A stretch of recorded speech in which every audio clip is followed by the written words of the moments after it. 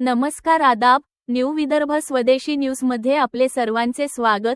बुलढाणा जिल्हा प्रतिनिधी सय्यद इरफान यांची रिपोर्ट।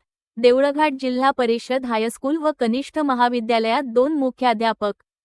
जिल्हा परिषद प्रशासनाच्या भोंगळ कारभाराचा कळस विद्यार्थी पालक संभ्रमात, प्रशासन मात्र गप्प।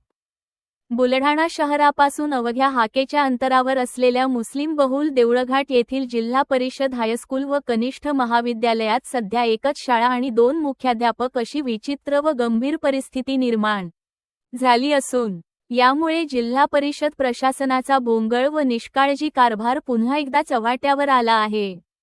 देवळघाट येथील जिल्हा परिषद शाळेत कार्यरत असलेले मुख्याध्यापक सय्यद रियाज सय्यद रफिक यांची बदली करण्यात आली आहे। त्यांच्या रिक्त जागी रायपूर येथील शिक्षकाची मुख्याध्यापकपदी नियुक्ती करण्यात आली।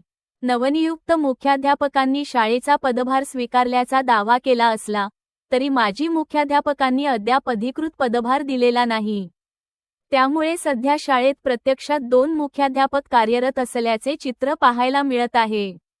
विशेष म्हणजे देवळघाट येथील उर्दू व मराठी माध्यमाच्या जिल्हा परिषद शाळांमध्ये अधिकार कोणाचा, निर्णय कोण घेणार आणि जबाबदारी कोणाची याबाबत शिक्षक, विद्यार्थी व पालकांमध्ये मोठा संभ्रम निर्माण झाला आहे। या गंभीर गोंधळाला थेट जबाबदार असलेले जिल्हा परिषद प्रशासन व शिक्षणाधिकारी माध्यमिक मात्र अद्याप मौन बाळगून आहेत। या गोंधळाचा थेट फटका विद्यार्थ्यांच्या शैक्षणिक गुणवत्तेवर, शाळेच्या शिस्तीवर आणि पालकांच्या विश्वासावर बसत आहे।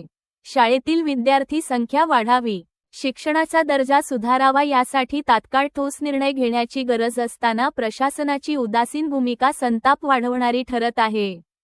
दरम्यान गावात जोरदार चर्चा अशी आहे की शाळा समितीचे काही पदाधिकारी व अध्यक्षांनी राजकीय दबावाखाली मुख्याध्यापक सय्यद रियाज सय्यद रफिक यांची बदली घडवून आणली। आर्थिक लाभ होत नसल्याने त्यांच्या विरोधात खोट्या तक्रारी दाखल करून पदावरून हटविण्याचा षडयंत्रपूर्वक डाव रचल्याचे आरोप खुलेआम होत आहेत। खास बाब म्हणजे विद्यार्थ्यांसाठी नव्या सोयीत सुविधा, शैक्षणिक वातावरण सुधारणा, मुला-मुलींच्या सर्वांगीण विकासाचे स्वप्न पाहणारे मुख्याध्यापक म्हणून सय्यद रियाज सय्यद रफिक यांची गावात चांगली प्रतिमा आहे। त्यामुळे त्यांना कायमस्वरूपी पदावर ठेवावे अशी जोरदार मागणी गावातील पालक, नागरिक व शिक्षणप्रेमींकडून मोठ्या प्रमाणात केली जात आहे।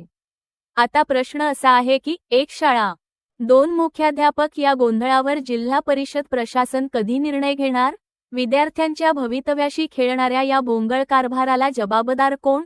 तात्काळ योग्य निर्णय न घेतल्यास हा विषय मोठ्या आंदोलनाचे रूप घेण्याची शक्यता नाकारता येत नाही, अशी संतप्त प्रतिक्रिया गावकऱ्यांमधून उमटत आहे।